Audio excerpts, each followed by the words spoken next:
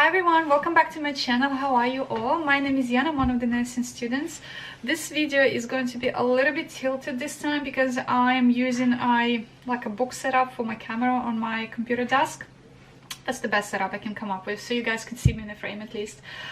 In this video I want to talk about tax. So this video is based on my previous video where I've talked about differences in salaries for AANs, ENs and RNs, and I mentioned there really briefly about tax and how tax is withdrawn from your wages. And I've offered if you guys want me to film a simple video about it, and many of you said yes. Okay, so here I am filming this video. I'm going to be using my screen recording program so I could show you what's happening on my screen, because I want to show you a few sources, and I also want to show you a document that I've prepared for you in Microsoft Word, where I've put my income and how much tax has been taken from me from my pay slips. It's not my actual pay slips, but the income is real. I just didn't want to show you my pay slips obviously, because I have a lot of private information in it.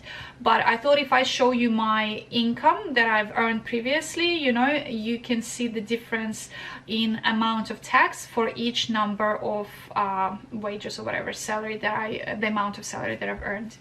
Okay, so the first thing I want to show you, I'm just going to record now, run the program. I want to show you a government website where you can see how much tax is withdrawn from each individual based on yearly income. Okay, so here is the website. It's called ato.gov.au. okay, it's a legit government website. When you go here, it's called individual income tax rates section, and it's for residents. We're going to be looking at residents, okay, so Australian residents. This one is for 2021-22. They update it every year, and also you can go down and see the difference and compare two years, you know, based on the previous year. So here you have two sections. First section here is taxable income, and the second section is tax on this income. Okay, so here you have brackets, how much people earn per year, okay, different brackets, and how much is taken upon that bracket. Okay, so first, if you earn from 0 to 18,200, they're not going to tax you at all. It's going to be nil, zero tax. Okay, this is very good for people who are like 14, 15, you know, like a teenager age, you know, because for a normal person earning per year 18,200, it's very low unless you work in, like, I don't know, once a fortnight or a week or something, if you're a mom at home, you know, which is great. I mean, like, it's low, but still they're not going to tax you, which is great. Okay, next, if you start to earn above 18,201 and fall into bracket up to 45,000, okay, they will start to charge you 19 cents for each dollar that you earn over this 18,200. okay, so you're not gonna have any more 1 cent into your pocket. You're gonna have only roughly like 80 cents into your pocket, or 79. okay, after tax. Then if you start to earn more than 45,000, you go into brackets from 45,01 to 120,000, and here it's already a little bit different. Okay, so they will start to withdraw from you $5,092, so that's like a stat amount. Once you start to go over 45,000, okay, that's the amount they'll take from your tax. Then if you continue going over that 45,000 up to 120, they will start to withdraw from you 32.5 cents for each dollar that you earn over this 45,000. okay, so they will take this amount from you, 5,000 plus 32.5 for each dollar over that 45. okay, so that's a lot. I mean, then if you're really rich and you go above, you know, 120,000 up to 180, so in this bracket they'll take from you 29,000, which almost $30,000. Then they will charge you 37 cents for each dollar that you earn over 120,000. okay, and then more if you go above this amount. okay, so this is how much they take from you here in Australia, looking at yearly earnings. okay, down here in this section you can look at foreign residents, at children, then working holiday makers and things like that, but I'm not going to be talking about that because it's not really relevant to what I do for work. and yeah, I'm Australian citizen, so I'm just looking at Australian citizen section here on this website. Here, this is not really a government website, but you can see here the difference, what's been happening in the year 2017 and 18.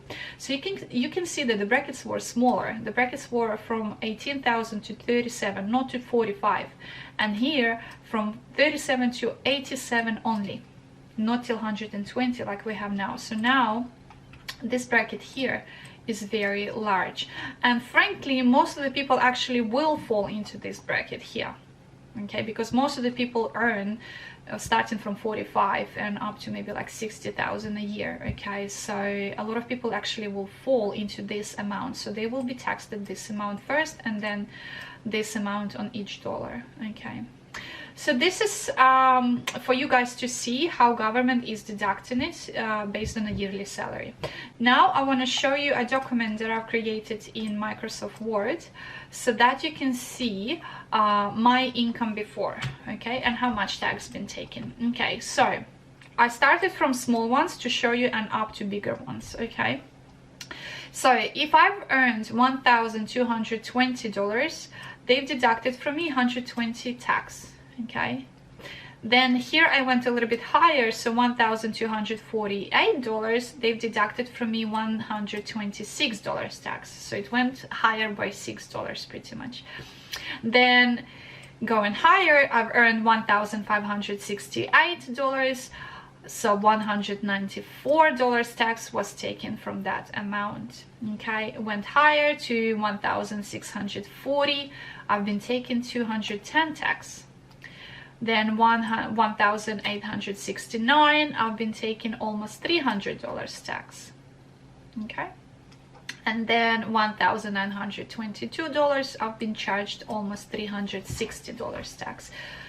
So these are the real numbers, okay. You can screenshot it if you want, you know, and just see the difference. You know, obviously the more you earn, the more tax is taken from you, and this is probably everywhere in each country, but it's just the taxable system and the brackets that I've shown you on this government website is a little bit different, you know, and they differ from country to country, you know.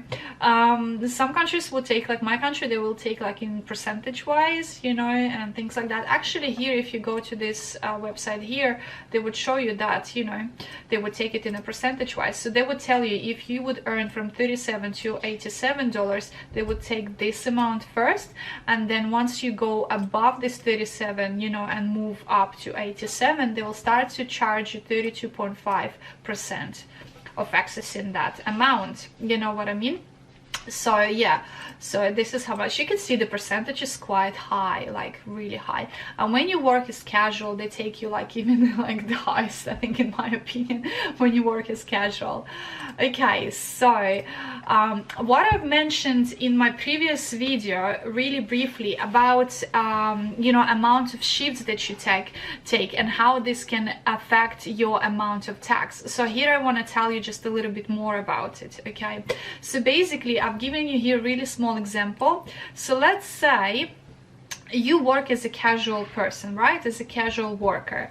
What happens in my facility, so every 2 weeks, and between these 2 weeks as well, we will have an email, you know, sent to us for the next upcoming roster or the shifts that became available. So a lot of people take sick leaves, a lot of people take just the yearly leaves, you know, or vacations, you know, holidays. Someone calls sick, you know, in advance, maybe by day or two. So they will add all the shifts in the next 2 weeks, send it to all of us and say, okay guys, these are the available shifts, feel free to pick up any you want.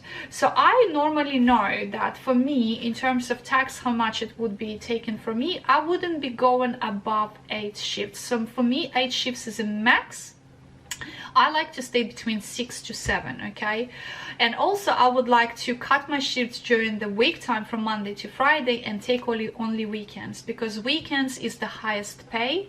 So even if you make in a fortnight each 2 weekends, so you have 4 shifts for each Saturday and for each Sunday, okay, you will have pretty good income. You can make as a carer even starting from $750 for Saturday and Sunday. Yes, Fluffy.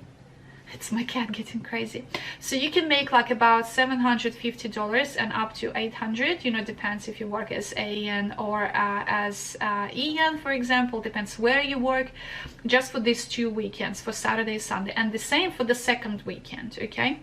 And you can just leave it that way, just having 4 days a week, if your commitments with family allow you to actually work on the weekends, and then have the rest of the time with your family, or maybe pick up additional 1 shift during the week, you know, to add it up if you want.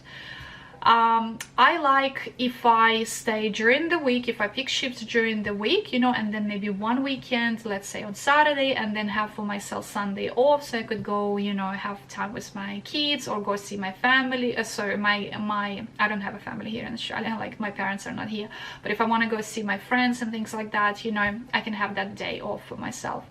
So if I take shifts from Monday to Friday and 1 Saturday, let's say, I like to stay between like somewhere 6 to 7, okay? If I don't take any weekends at all, I would take about maybe 7 or 8. So that would be only shifts from Monday to Friday, because they're less paid than the weekend. Then Saturday goes more in a pay, and then Sunday goes more. So Saturday can go like from 290 to 300 for afternoons, and Saturday can go from 350 or 40 to about maybe 380, depends what position you hold, you know. So yeah, so this is my amounts. So if you work as a casual, here's what I want to talk about. So if, let's say, the roster been sent, and you know that in the next 2 weeks, let's say Friday will be an Easter holiday, okay? I'm just making it up, okay? So it's going to be Easter holiday. So what I would do as a casual worker, okay, I know that Friday is an Easter holiday, so I will keep myself a window, and instead of picking up my usual 7 shifts, I'll pick only 6. Keeping myself an opportunity, if the shift will come up available on Friday, I'll pick it up, okay? Because if I leave my 7 shifts that I usually pick up, and then pick up a holiday shift on Easter, usually Easter, Christmas, Anzac Day, at my place is paid double and a half, okay? Some places pay double, my one, for big holidays, they pay double and a half. So you can imagine you can make up to almost 500 or 550 per shift. If it's a Saturday, it's going to be 600. If it's Sunday, it's going to be almost 750, you know, or even more, just per shift, okay? So you have to be wise here. If you know that there is a holiday coming up that next fortnight, when you building up your roster as a casual person, for example, I would pick less shifts, giving myself a window or an opportunity to pick that additional shift if someone calls sick. Yes, there is a risk here.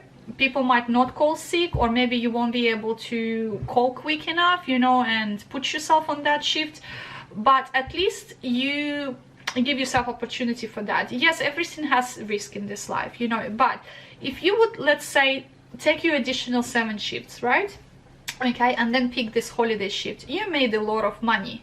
But then remember, the more money you make, the higher your tax go.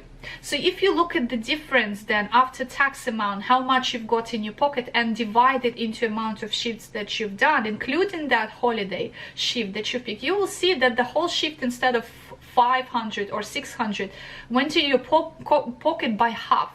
You've earned maybe only 300 for that shift.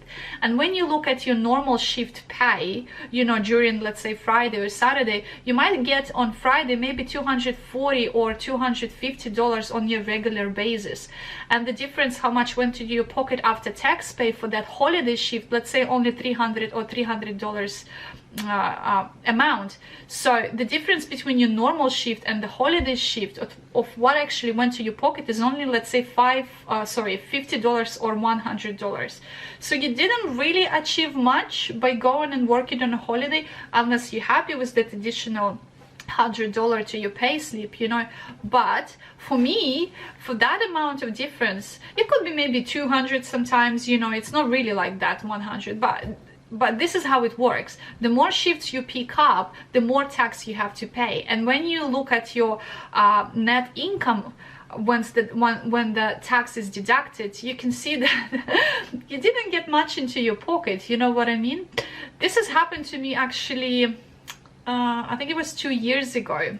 I was doing my my last yeah, I was graduating, I was doing my yen, and I remember my placement finished on 20th of December. I was for 1 month in my prac. Of course I didn't have any income because I can't work and prac at the same time, because that would mean that all months I'm just working, you know, for free as a student and for money a little bit at my work, but no breaks at all, which is crazy. I don't do that. But I really needed income, I really needed to bring money. And after 20th of December, when I've finished my prac, I've picked like Christmas Eve, Christmas, Boxing Day, you know, New Year Eve, and all of this is a double and a half, you know. And I've picked all the shifts, and I've picked also additional normal shifts in between. I've made, I think it was 3,000, either 200 or $300, and almost 900 was taken from me for tax. And I was like, whoa, why did I work my butt off to pay almost $900 in tax? When I looked at the difference and how much the actual holiday shifts cost me in the end, I was like, I could have spent it with my family and enjoy my full day of Christmas at home, you know, or Boxing Day, you know, and go and just, you know, spend it in shops, I don't know, in cafes, in restaurants, or whatever, you know, just have fun. So yeah, this is what I always say, like, always make sure to look at how many shifts you pick, especially in the times of holidays, because you might end up overworking and then paying more to tax. Our teachers always tell us, okay, that try to work smarter, not harder, okay? So that involves look always and pay attention to how many shifts you pick, especially during holidays. If you can work on a weekend, work on a weekend, because this will mean you work less, you earn more, okay? Even though a weekend can give you almost 2,000 easily, 2 weekends, yes, you will pay a little bit more tax because the amount goes higher in how much you earn. But what are you winning? You're winning more free time for yourself because you worked less. You know what I mean? Some people say, okay, so here pretty much in red, I was giving it to you examples of what I was just saying, explaining to you about the holiday work and stuff. Some people say that, oh, it's okay, I can pick a lot of shifts, you know, yes, I will pay more tax, but I will claim it in the end of the year when the tax return comes, you know. But this is not exactly how it works, because if you start to earn more shifts, if you start to take more shifts, obviously you will earn more, and you can easily go beyond this point and fall into this bracket here instead of this, very easily. So if you look at this bracket here from 18 to 45, they only charge you 19 cents per each dollar over this amount. They don't charge you any stat amount yet. But once you start to go beyond 45,000, they will take this amount as a stat amount right away, and then this amount per each dollar you earn. Okay, so if you start to take a lot of shifts, you can easily fall into this bracket. And this bracket here is massive. It's big, it's really big. Not as it used to be here before, when they take only from you 3,000. Now it's more. So here the first thing is that you have to understand that by earning and taking more shifts, you fall into bigger bracket. That's the first thing. So they will take more tax from you, obviously. Second thing, you need to know how to claim your tax. So if you work with the tax agent and they know, you know, how to claim, what to claim, that's wonderful, because they can bring to you most of it. If you do tax return yourself, like I do now, and actually government now is encouraging most of the residents to do tax return their own. They send you lots of ATO, actually website sends you before the tax claiming time comes. They send you lots of emails telling you what you can claim, you know, depending on a field that you work, you know, in, and things like that. They tell you, they show you the whole list of things that you can claim, you know, and they have like a lot of information how to do your own tax return. So I do my own tax return. So if you, the second point, if you know what to claim, yes, you can bring most of it back, like not everything obviously, but you can bring a good amount back, you know. But you need to know what to claim, what you're eligible to claim for, you know, and things like that. So yeah, so that's just my understanding about tax and how it works here in Australia. Obviously, the more I will be working in this industry, especially when I become registered nurse, you know, qualified registered nurse, after I graduate from my uni, I'll start to work in hospitals, you know, and have more experience. I will probably find new things for myself to understand in terms of tax system in Australia, you know, and yeah, if I'm able, I will be sharing with you on my channel, because my journey is not gonna end by finishing my uni, obviously, because this is just one of the first stepping stones when you go into nursing career. So you study and then you practice and you discover the whole world out there with lots of new experiences. So I'll be sharing with you guys on my channel. Yeah, so if you have more questions about what I've talked about in this video, feel free to leave them in the comment section below, and I will refer to them and answer them as much as I can. And yeah, thank you very much for watching this video. I hope it was clear enough the way I explained it to you, and yeah, I'll see you in my next videos. Bye.